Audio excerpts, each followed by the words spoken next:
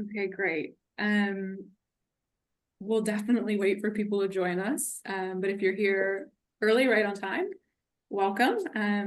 Myself, Josh, and Seema are going to speak today about our experience in the last application cycle, reflect a little bit on our student outcomes, but particularly on behalf of international applicants. I know that's the majority of the students that I work with. I suspect very similar for Josh and Seema. So hopefully we can give a bit of an overview on general trends that we've noticed, some of which I think are very obvious to lots of applicants who've been through the last cycle or who've observed it, others which maybe not so obvious. But while we wait for people to hop on, Josh and Seema, do you guys want to introduce yourself? Maybe Josh, you can start.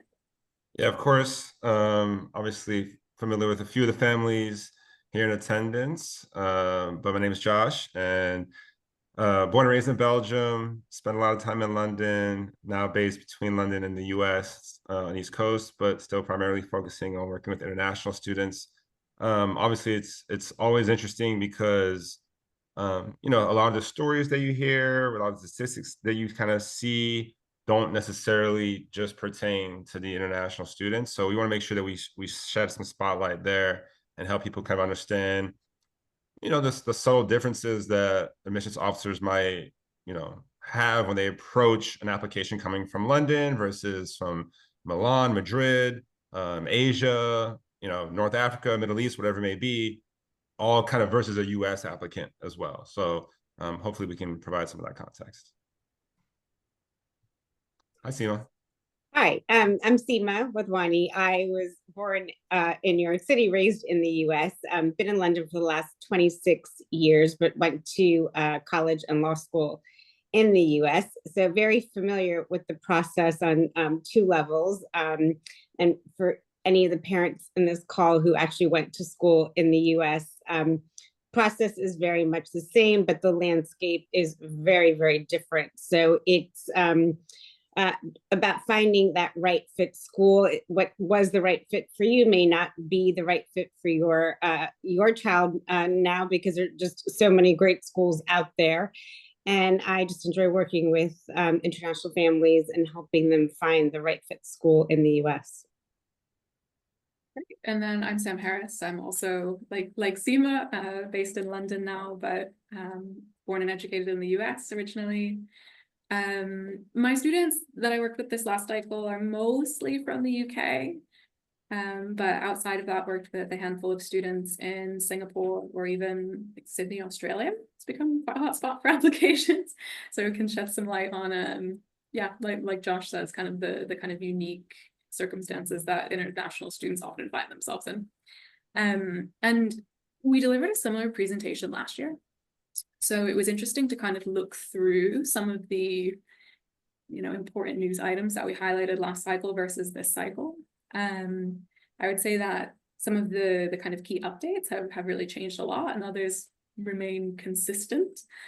But one of the things that we observed this past application cycle was increased growth in domestic applicants on the Common App at least, which is obviously like the main application platform, so that accounts for the majority of student applications, and a slight decrease in international student applications, which previously had really outpaced the growth in domestic applications. But there's been a little bit of a kind of stagnation here, nothing crazy. So the growth decreased by 1%, like it's almost negligible.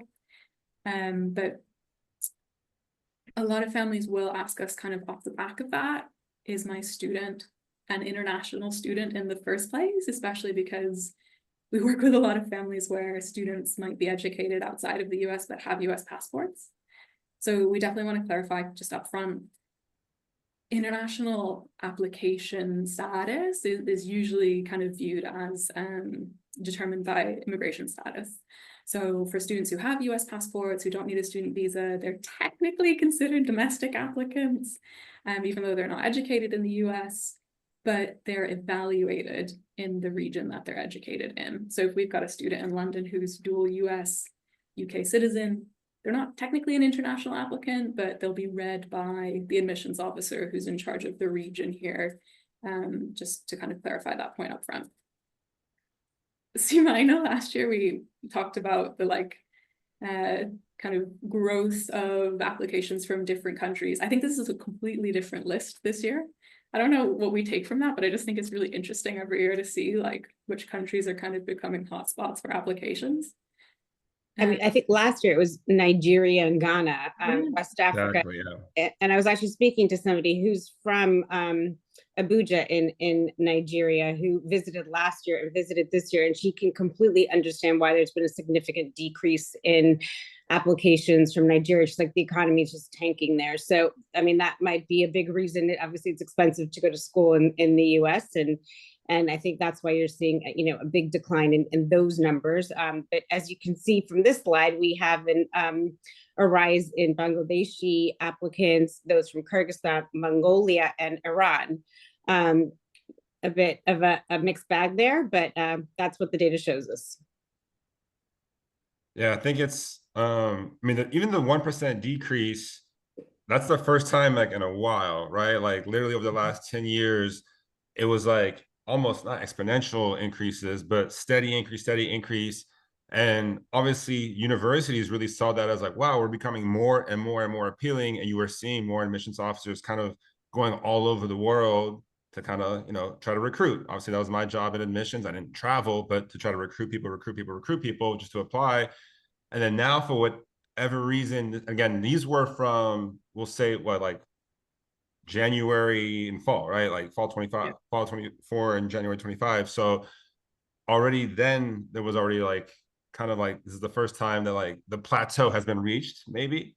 And obviously next year we can assume like a lot of changes. So yeah, it's a curious time if for these, just for being an international applicant. Definitely.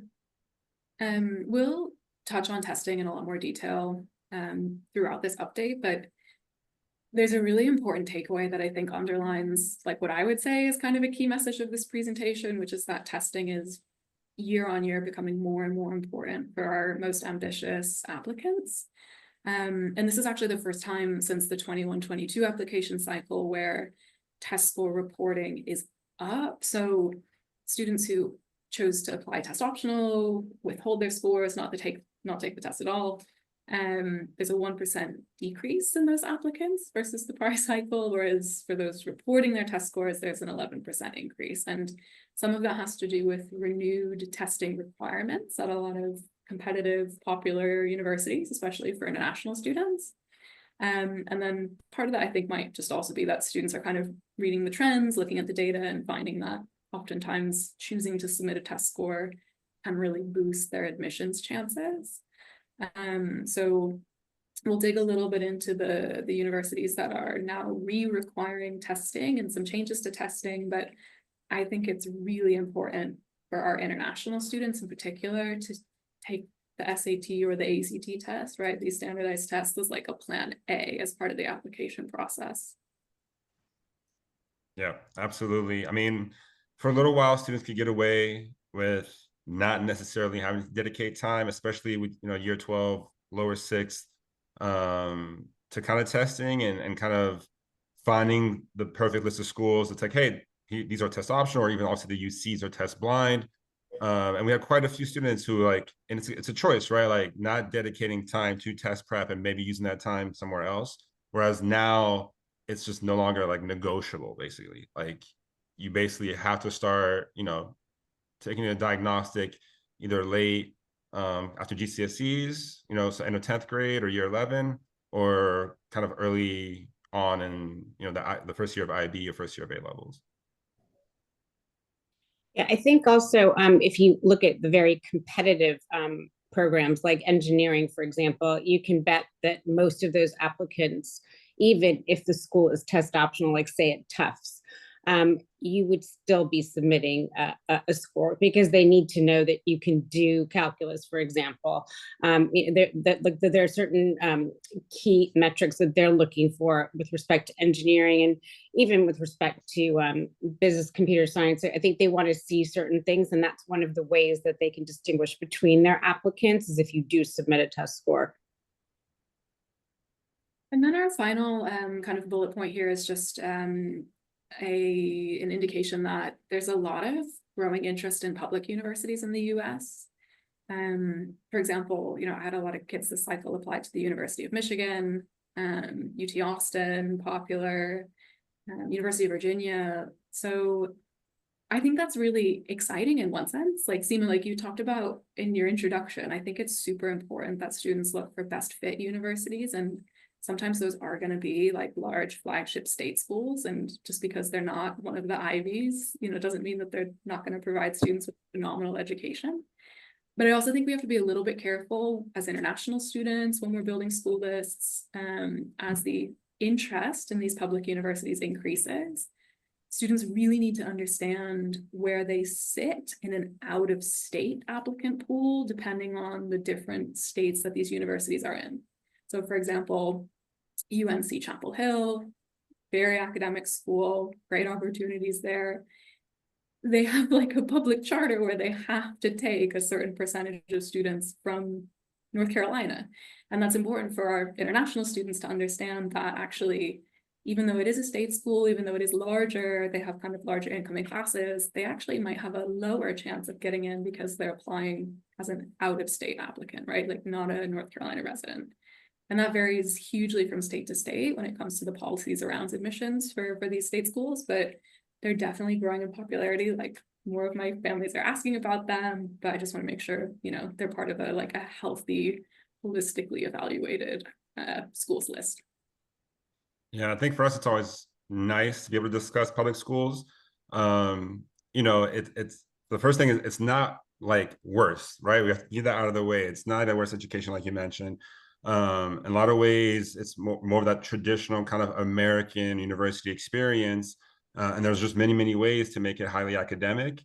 And I think the first decision parents can kind of make is whether are we yes, no, or like maybe, right? Because if it's a yes, it really does open up the list to just being able to be more balanced as far as like, you know, a lot of the public schools are early action, right? EA schools, and you can kind of spread the workload and you can hear back from a few schools in the early round and you don't necessarily have to go, right? They're always kind of non-binding. You know, UVA, Virginia is the one school that kind of offers an early decision as a public school. But even schools like Georgia Tech and Purdue for those engineering types are just nice to have as an early action in the back pocket.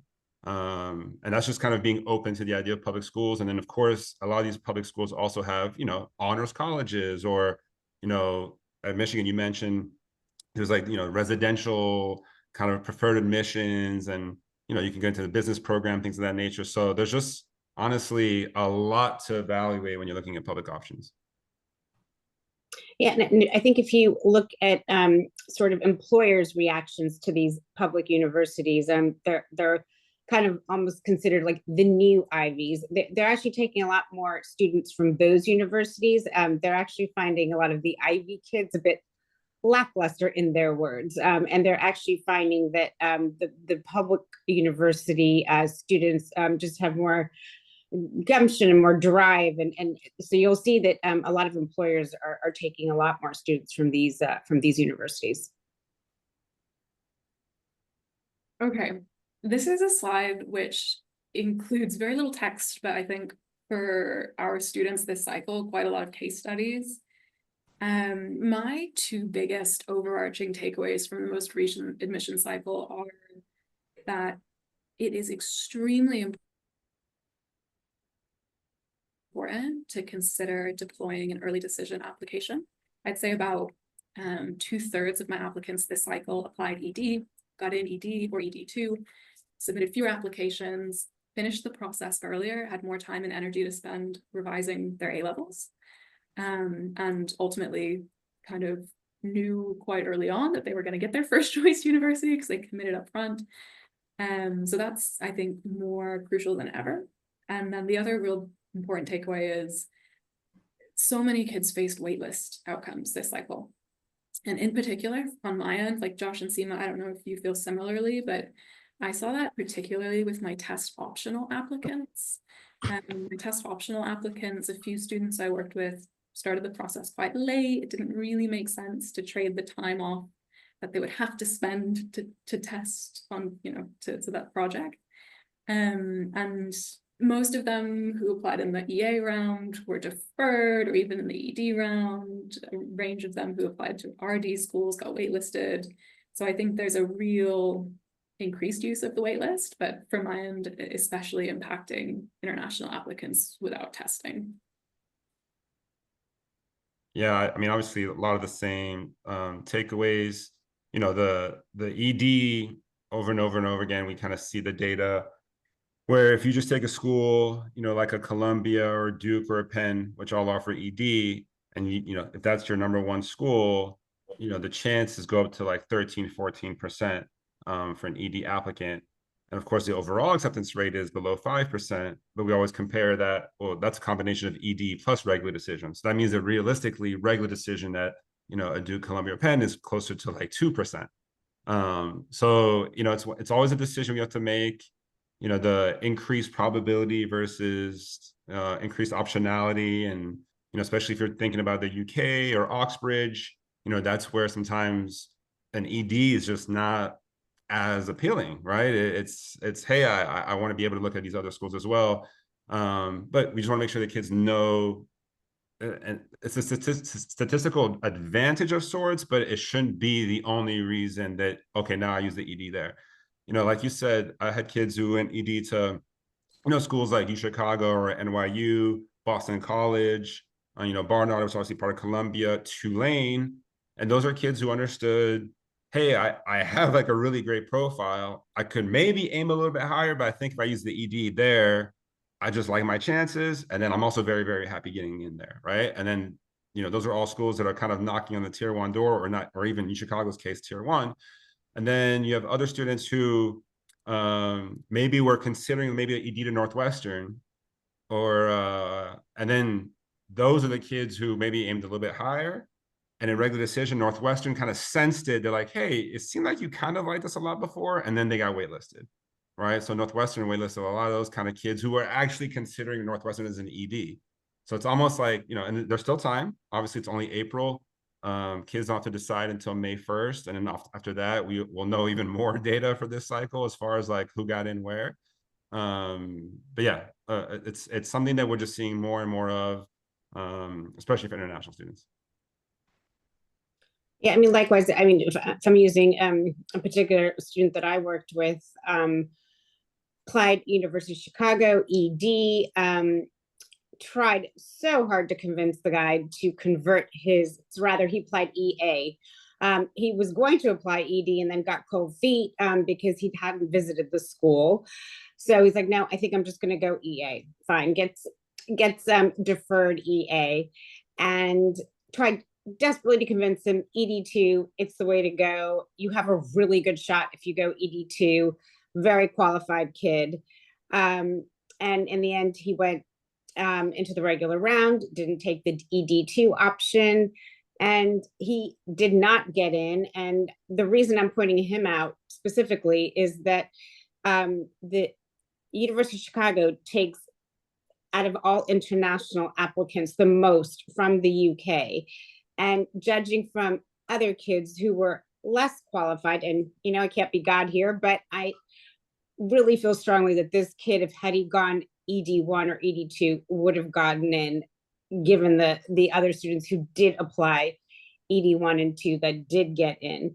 So I think it's a really big opportunity missed if you don't apply ED1 or ED2. It's just, I mean, you're just giving away a big token unnecessarily. So if you want to increase your chances and you're happy with having less optionality, because obviously it does take away optionality, it's just the way to go. Yeah, I should also mention, by the way, I forgot that there is a Q&A function in the webinar that you can ask questions throughout, and we'll try to kind of get to them. And then one last thing on the ED2, just to make sure people understand. So, you know, the early decision 1 is a November 1st deadline. And that's a binding agreement that parents, student, and the high school signs that says if the student gets admitted, they will 100% attend the school. And obviously that you make a decision there. You find out around December 15th whether you get in or not. And then other schools, or, you know, there's a certain list of schools that offer early decision 2, which isn't technically early, but you find out again a little bit earlier whether you got in, and it's once again binding. So, you know, schools like Tufts, Boston College, NYU basically give students 2 cracks at a top choice school. So just making sure that people understand that. And yes, similarly, you know, had a girl get into Chicago ED2, a girl get into Johns Hopkins ED2 after aiming for Stanford. And, you know, you're having a lot of conversations there. It's like, you know, to do ED2 at Johns Hopkins, you're giving up other potential Ivies and other, you know, other great schools, but it just made the most sense for that student, right? So it's not a one size fits all by any means, but it's definitely a tool that we should know about. Yeah, and I think more and more I'm starting to think about this process as optionality sounds good on paper, but in actual fact, you can only attend one university ultimately. So I think sometimes families need to consider why they're pursuing optionality. Is it just the prestige of saying, you know, well, my kid got into, you know, 10 top universities? Like, I'd rather not kids take the risk. I'd rather them manage their workload. I'd rather them kind of end up knowing earlier that they've gotten into one of their top choices.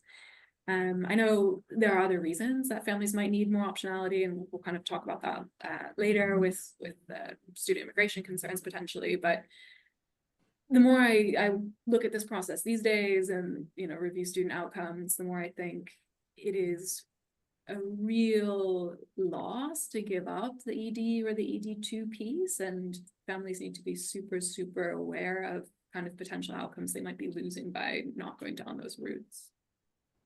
I'm just going to make one further clarification, because in the University of Chicago case that I just mentioned, I mentioned early action along with early decision 1 and early decision 2. It's very confusing for a lot of people, understandably so. So like Josh mentioned, whether it's early decision 1 or early decision 2, they have different deadlines, but they're both binding. Whereas early action is not binding. And a school like University of Chicago offers all: early decision 1, early action, and early decision 2. So hence, in my example, I think I talked about all 3, but those are the differences between those 3 early plans. Okay, everyone's favorite slide, testing requirements. This slide I've kind of updated based on changes last year. So this is not a comprehensive list of all of the universities in the US that currently require testing. You know, for example, MIT and Georgetown, who've always been very persistent in the requirements of testing, don't appear here, but some of the recent additions to the testing requirements do, especially our kind of most popular universities for international applicants. There was a really big wave of return to testing requirements last late winter, let's say like February, March time last year. So schools like Dartmouth, like Yale, Brown, UT Austin, Harvard, Caltech, right? Like making very clear to applicants that if they were going to apply for the cycle that's just passed, they were definitely going to need to submit test scores. That's continuing as a trend. More schools have joined that list for the upcoming application cycle. I think there are only, what are there, 2 Ivies left maybe that are test optional now? Yeah, I want to say it's Princeton and Columbia. Yep. That's right.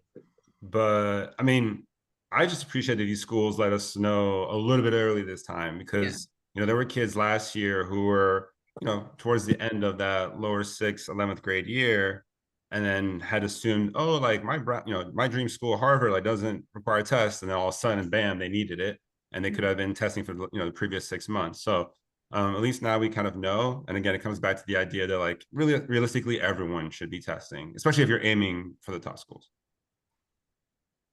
I mean, and even schools like Princeton and Columbia, though they say they're test optional, they're taking the majority of kids with test scores. Absolutely. I had an applicant this cycle who was extremely highly qualified and was admitted to a really wide range of top US universities. She applied test optional to Columbia ED and was deferred. And ultimately they did accept her in the regular round, but I think part of the reason they made that decision to defer her was just because she didn't submit the test score, right? And they like were lacking that one piece of data they needed to lock in her acceptance at that point.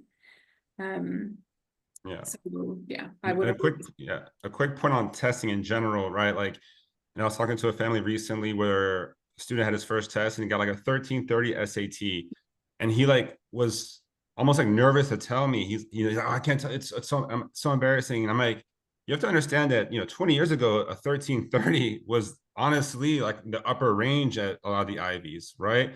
So we have to remember that, like, especially as adults, like, not making kids feel necessarily like they have to get a 1500 off the bat or a 1550, because that is kind of, you know, around the score that you would technically need now. That it's something that you can work your way towards.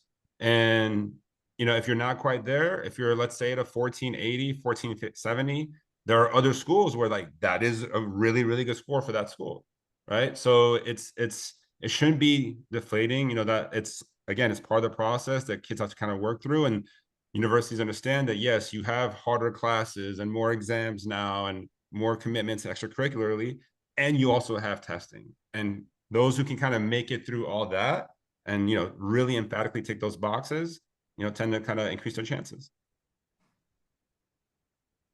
Yeah, I think the other question I got a lot this cycle from my applicants was, it's quite intuitive actually. Like they were asking, oh, well, if in the past testing was optional for these top unis and kids only submitted the highest scores ever, and now it's required and students have to submit their scores to apply, is the kind of middle range of admitted test scores going to shuffle down a little bit because kids can't be quite as selective with the scores they're sending? And I think it's a good question. I think that is likely to happen at a lot of universities. We don't have the final data yet until kind of the new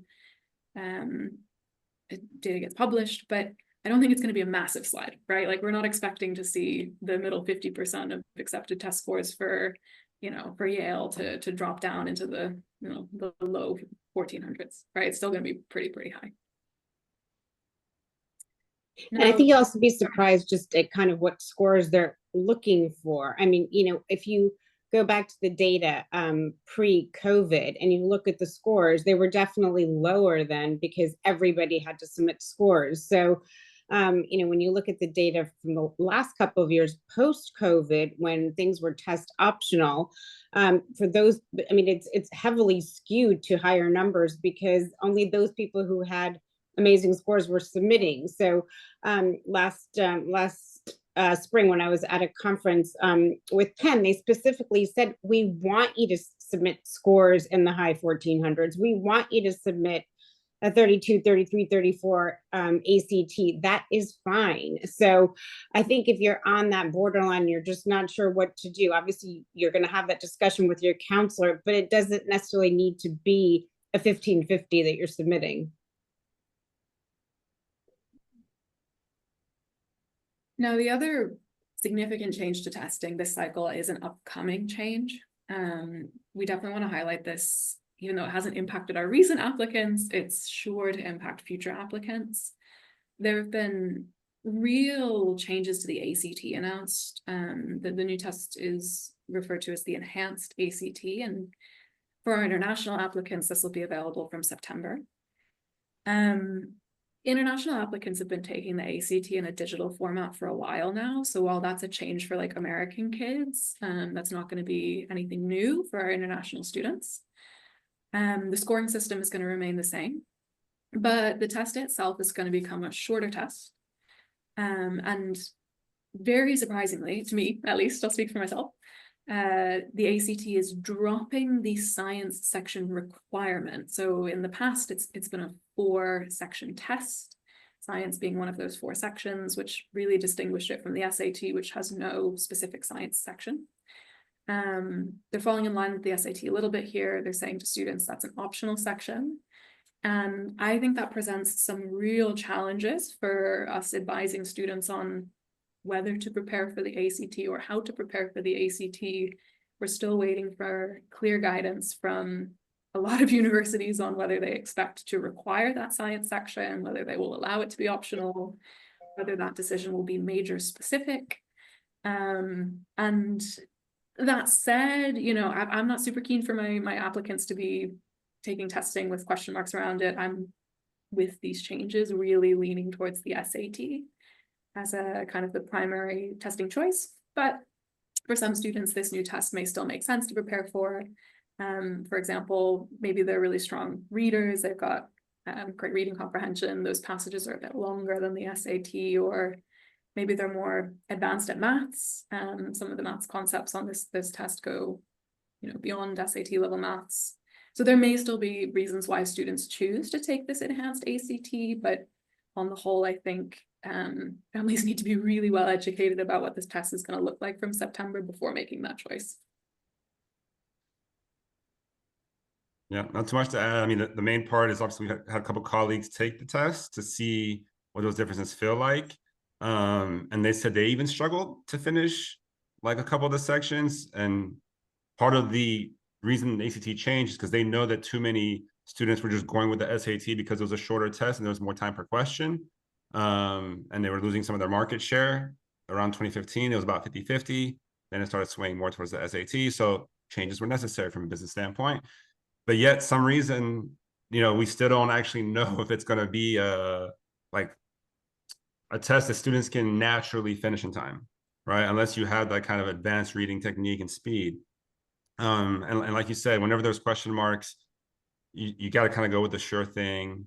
Granted, the SAT isn't the perfect test for everyone, but if you kind of know what you're getting with a certain score, that to me is just more beneficial than, hey, I got a 34 on the new test, and colleges are like, what does that mean? Like, is that a good score these days? Like, we just don't want to be part of that first cohort. So again, for those kind of rising seniors, it just kind of makes sense to potentially focus on the SAT. Agreed.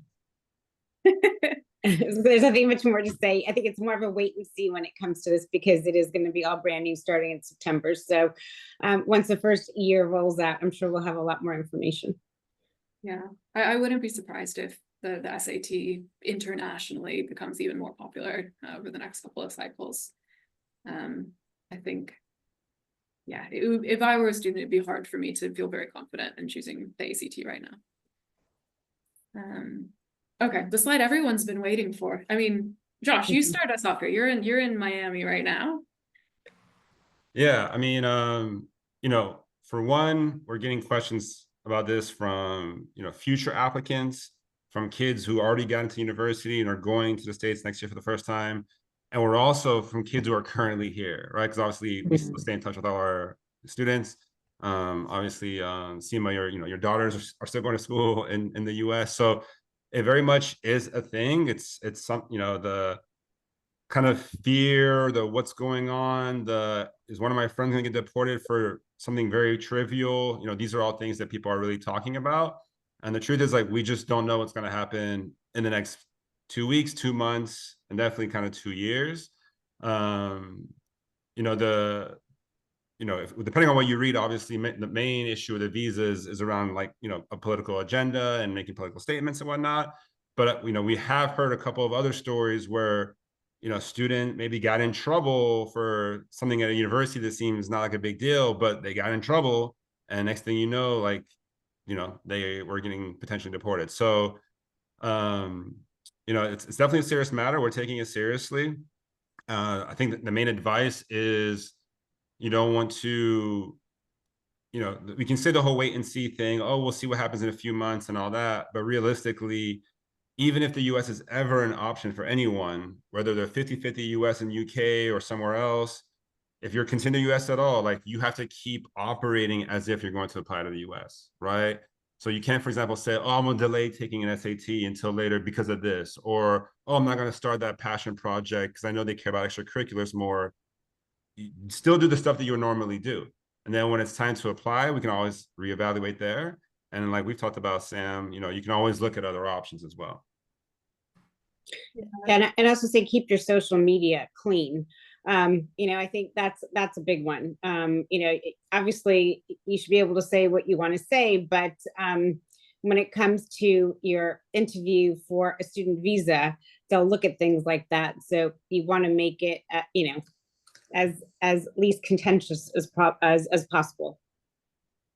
And I think, like, off the back of this conversation, I've seen families kind of reevaluate how important being in the US is to kind of part of their university plan. A lot of the families that I support are excited about US universities, partially because, kids get to study in exciting cities like New York or Los Angeles, but largely because of the type of education that they receive once they're there, the really broad, flexible, often like liberal arts kind of curriculum that students have in the US, very different to doing a degree out here in the UK. And I've had some really exciting conversations with families recently around how they can still access that style of education without necessarily having their students study for all 4 years in the US or even at all in the US. It's becoming more and more popular for American universities to set up satellite campuses where sometimes students will spend their first year at the satellite campus and then transition to the US campus in years 2, 3, 4. Other times students will do a pretty even split, 2 years on a satellite campus or a partner university campus, 2 years in the US. Or even now, like a couple of universities offer full US style degrees on European campuses. So like SLU Madrid, we spoke with one of their admissions officers recently, and the program looks fantastic. Same sort of liberal arts style education you'd get at St. Louis University, but it's on a campus in Madrid and students have their own community there for all 4 years of the degree. So, Josh and Seema and I were speaking earlier about specific students we remember who've taken advantage of some of these, I'd say, kind of more modern approaches to US education. I've had a lot of students do the dual degree pathway where Columbia University, for example, partners up with an international university like Trinity College Dublin, and students do 2 years on each campus, graduate with 2 degrees. That's been extremely popular. I've had many students be admitted to Northeastern via their London Scholars Program, where year 1 is studied right here in London, and then 2, 3, 4 can be studied out in Boston. And oftentimes those can be more statistically advantageous ways to get into these universities. I don't know if it's still true, but when the Columbia dual degrees were first launched, the admission statistics were much better for those pathways than just applying to Columbia College. For Northeastern, the admission statistics to get in are much better if you go the London Scholars route. For NYU, they have kind of a global first year abroad pathway as well. Much easier to get into NYU via that pathway.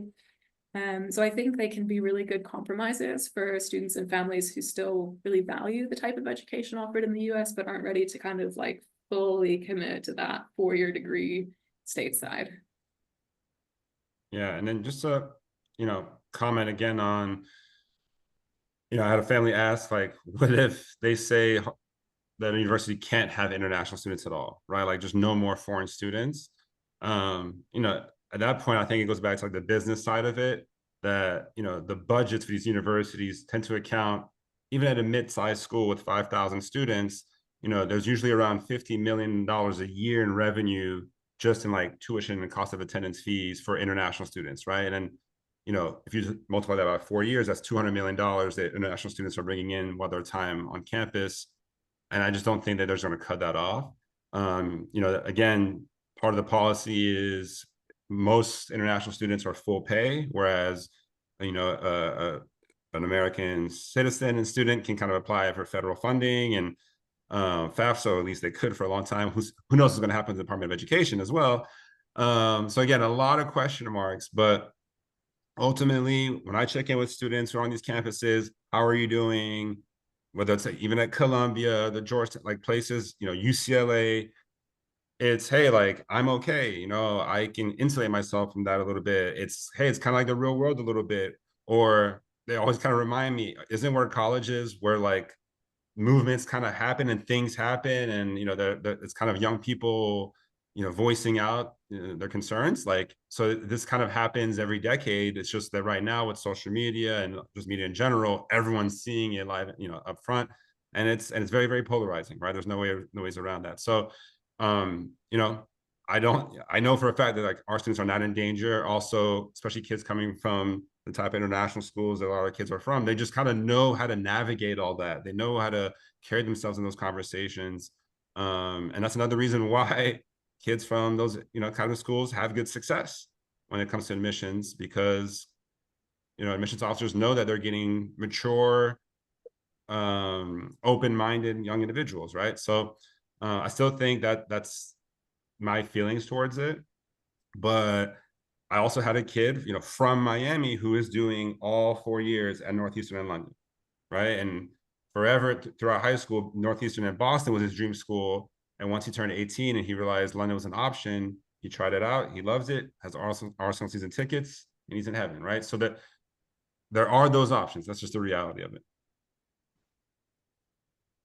I mean, I think this year will be obviously a pivotal year. I mean, I can't imagine that higher education in the US is just going to roll over kind of the way Columbia did. I think you're going to see collaboration amongst higher education. And since Trump is targeting, the Ivies at the moment, I can't imagine that they're not going to all collaborate and fight, because Harvard's already come out.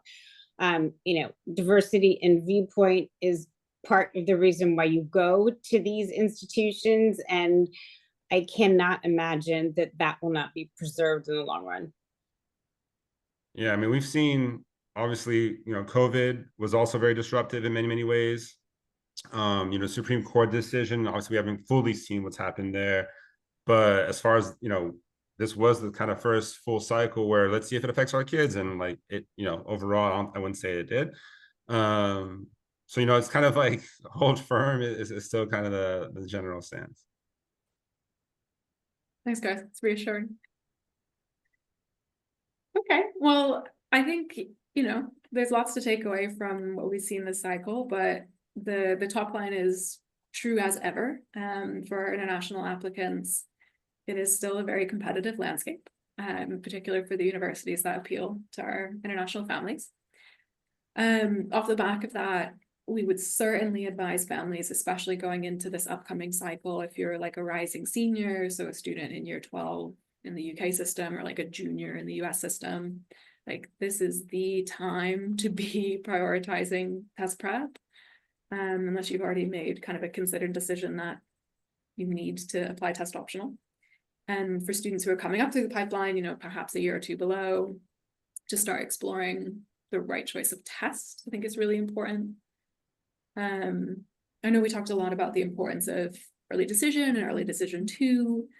Those are, upfront binding commitments, and they can take a long time to become comfortable with. So I think it's never too early to start discussing that with applicants, explaining how that pathway might look, getting them on college campuses so that they can actually go there. Like Seema, like your UChicago kid, like how different would that process have been if he'd made it onto campus earlier in the process? I don't know, but I think it's really valuable, especially if you're starting early. Go explore UD schools. Does it feel like a good fit? Would you be comfortable making that commitment, or like, no way, I just can't do it? We've definitely spent a lot of time with students this cycle, helping them navigate the deferral process. I'm currently working with a couple students pretty actively to navigate the wait list, fingers crossed, right? But that's a kind of important piece of the puzzle on the back end now more than ever. We'd advise students to start the student visa process if you require a visa to study, but accepted, right? Start as early as possible, just to kind of mitigate some of the uncertainty. And as Seema said, I would encourage students to be mindful of what they're posting on their social media. I've added kind of the point about, exciting new global educational opportunities. Those exist. And so, we'd be super happy to speak with any families who love US education, but want to learn more about these kind of alternative pathways, and help them explore good fit opportunities for them. And then the last point, same every year, things are always going to change. We don't necessarily know everything that's going to change or the impact of those changes, but every cycle, our students are okay, right? Like Josh, you said we're still in touch, they get to campus. Sometimes adjustments can be a little bumpy, but ultimately they're happy, they're successful. And students get through this process despite some of these kind of yearly changes.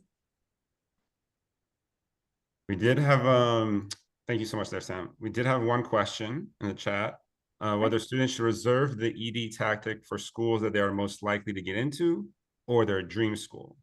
Because apparently some counselors recommend having a couple of tiers of potential schools based on likeliness of being admitted, which is a fair point. Sam, you want to tackle that one? Sure. I've seen this at 2 levels. The first level is like students whose dream schools are the REA schools, like the Harvard, Princeton, Stanford, Yale of the world.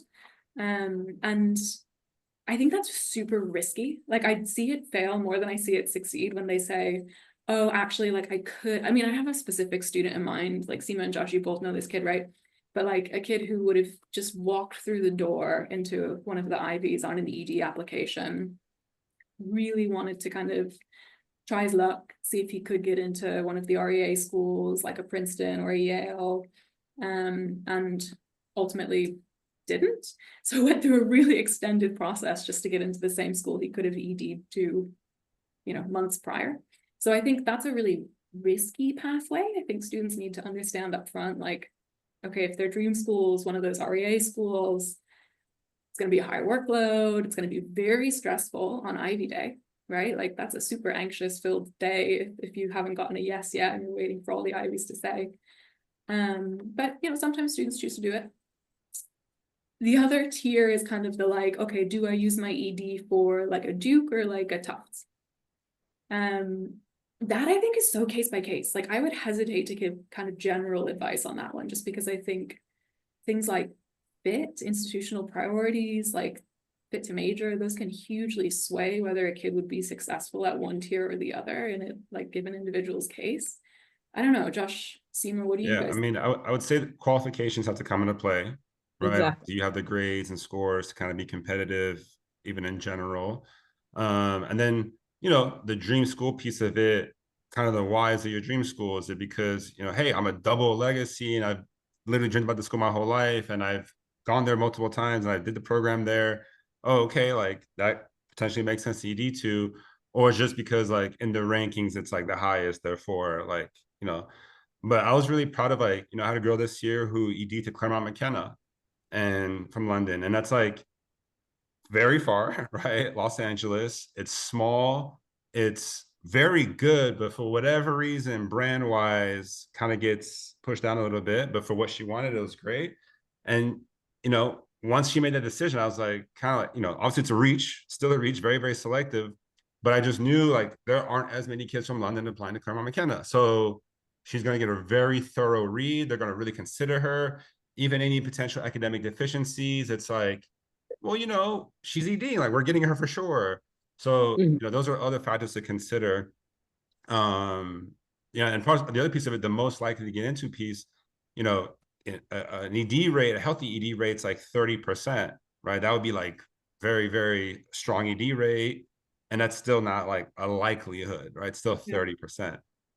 So for the Ivies, when we're talking 12%, 11, you know, 14%, it's better than it would be regular decision, but still not very much likely. So it has to be just the right balance, honestly. Yeah, and just to give you an idea, like that 12% is still more competitive than Oxbridge.